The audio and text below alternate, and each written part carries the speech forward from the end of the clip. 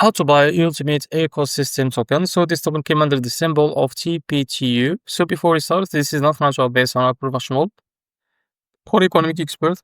So before investing in any project that you found on my channel, please do your own research. Now, this token it's available on Mexc, but before going on and buy this token, make sure to check the Mexc account and keep following the updates about the token.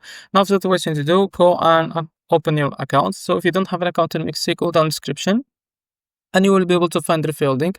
Go and create an account and make sure to benefit from yours. Now, after that, in the search bar type, as you can see, TPTU, like that.